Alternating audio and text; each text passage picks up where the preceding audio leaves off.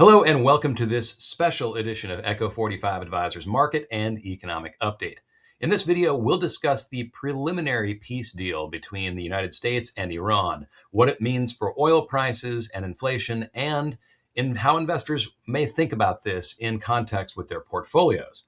After nearly 4 months of conflict that has weighed on the global economy, the United States and Iran have announced a preliminary agreement that includes a 60-day ceasefire, the reopening of the Strait of Hormuz, and a framework for future negotiations. Markets have responded positively, with stocks climbing, oil prices falling, and interest rates declining. That said, there are still many open questions. Over the next few minutes, we'll walk through what this means for energy prices, financial markets, and your portfolio. Let's start with oil prices and inflation.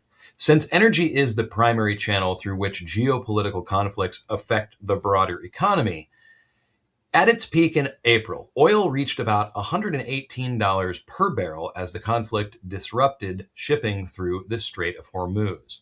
The good news is that oil prices had already started to pull back before this preliminary peace deal announcement, falling more than 25% to around $85 per barrel. At the pump, average gasoline prices rose above $4.50 per gallon before pulling back toward $4. While headline inflation is at its highest level in 3 years, core inflation, which strips out food and energy, came in at only 2.9% year over year. This tells us that the higher oil prices have not broadly spread through the rest of the economy. History shows that supply-driven energy price spikes tend to be temporary once the underlying disruption is resolved. A reopening of the Strait of Hormuz would be an important step in that direction. Next, let's look at how resilient the financial markets have been this year despite the war in Iran. The S&P 500 is up roughly 10% year to date, supported by strong earnings growth and a healthy underlying economy. Performance has been broad, with 8 of the 11 S&P 500 sectors in positive territory.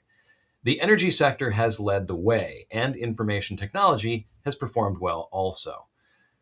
More defensive sectors like the utilities and consumer staples have also contributed.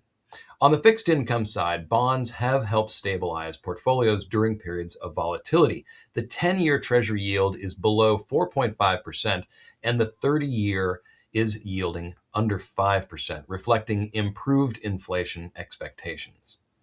International stocks have continued to perform well, extending a positive trend from the last couple of years. This broad-based performance is a good reminder of why portfolio balance matters. When one area of the market faces pressure, others can help provide stability. Finally, let's zoom out and put geopolitical events in a longer-term context. As this chart illustrates, markets have faced many geopolitical challenges over the past century, including wars, oil embargoes, and regional crises. In virtually every case, markets experienced short-term swings but ultimately recovered and moved higher. What drove long-term performance was not any single event, but the underlying economic and market cycles. This one is no different. A lasting resolution to the conflict would be genuinely positive, especially from a humanitarian perspective. But the outcome of these negotiations does not change the fundamental importance of staying invested and maintaining a well-balanced portfolio.